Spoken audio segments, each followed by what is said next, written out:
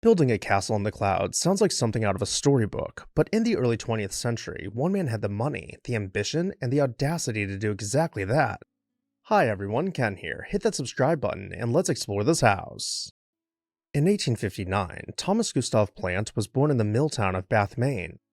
His parents, Antoine and Sophia, were French-Canadian immigrants, and the family's means were modest.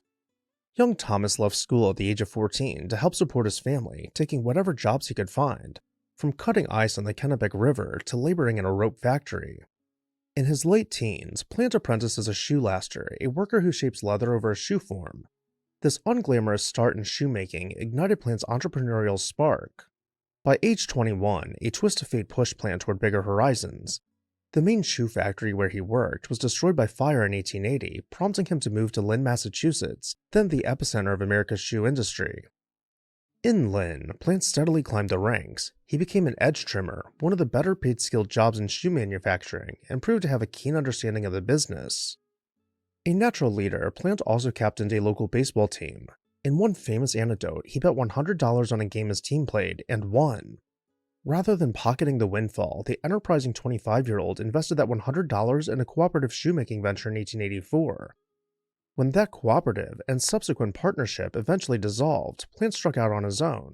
In 1891, at just 32 years old, he founded the Thomas G. Plant Company in Lynn. Plant's company specialized in women's shoes, notably the Queen Quality and Dorothy Dodd lines, which became some of the most popular footwear brands of the era. His timing was excellent. Mass-produced affordable shoes were in high demand. Business boomed. By 1896, he built a sprawling new factory complex in what is now the Jamaica Plain neighborhood of Boston. This facility would soon be touted as the largest shoe factory in the world. By 1913, it had over 5,200 employees producing more than 3 million pairs of shoes annually, with yearly revenues around $8 million. Despite occasional labor troubles, including strikes and safety lawsuits, Plant's firm thrived. However, by the first decade of the 1900s, an external threat emerged. The United Shoe Machinery Company had formed a monopoly on shoemaking equipment and was squeezing independent manufacturers. United Shoe forced companies to lease its machines, with royalties on each shoe made, and forbade mixing in any competitor's equipment. Thomas Plant bristled at this arrangement. He initially tried to fight back by patenting and assembling his own non-United machinery for his production lines. This sparked a bitter legal battle as United Shoe aggressively defended its turf. After years of costly litigation and perhaps recognizing the futility of resisting a trust with such power, Plant decided to negotiate a truce. In 1910, at age 51, the weary industrialist sold his entire shoe company, factory, brand, and equipment to the United Shoe Machinery Company. The sale price was reportedly substantial, some sources say on the order of $15 to $16 million, and it made Plant one of the richest self-made men in New England. Backing up a bit, in 1895, he married Carolyn Griggs, a woman of high social standing from Chicago. However, the marriage unraveled in scandal. By 1910, it became public that Thomas had taken a mistress, allegedly a young woman from his factory, whom he kept in a lavish apartment. Carolyn filed for divorce, and the proceedings provided plenty of fodder for newspapers over 2 years. With his business sold and his first marriage over, Tom Plant embarked on a new chapter. In late 1912, he took a trip to Europe, where fate introduced him to Olive Cornelia Dewey. Olive was a 30-year-old schoolteacher from Illinois, educated at Wellesley College and every bit a match for Tom in spirit, despite being 24 years his junior. The two hit it off, and soon after Thomas returned to America, he finalized his divorce from Carolyn and married Olive in the spring of 1913. Instead of choosing a fashionable seaside enclave like Bar Harbor or Newport for their summer estate, Tom and Olive decided on a more remote and breathtaking locale. Thomas's niece had told him tales of the natural beauty of the Ossipee mountain range in central New Hampshire. Intrigued, Plant dispatched his brother William and a secretary to quietly buy up land in the area.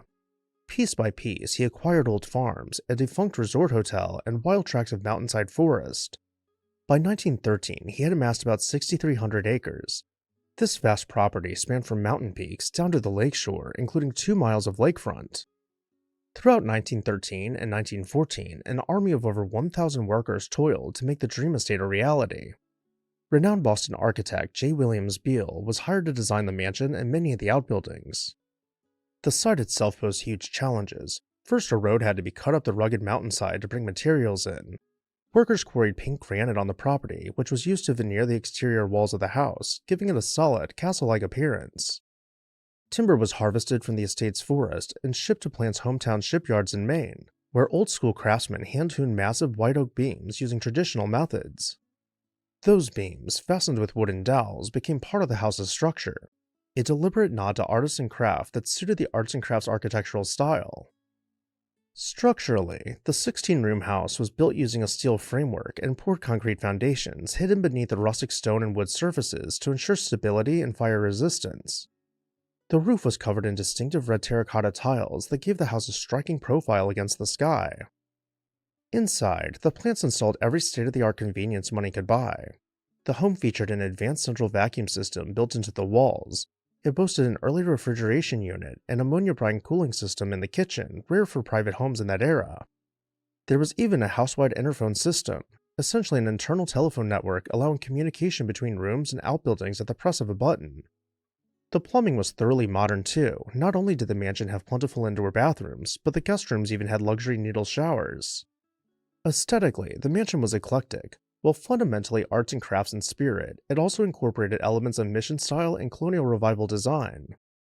The interior decor likewise blended influences. The Plants filled their home with handcrafted furniture from top makers like Tiffany Studios stained glass lamps and skylights, and fine art pieces reflecting their interest. The estate beyond the main house was equally impressive. Thomas Plant wanted it to be a self-contained country paradise.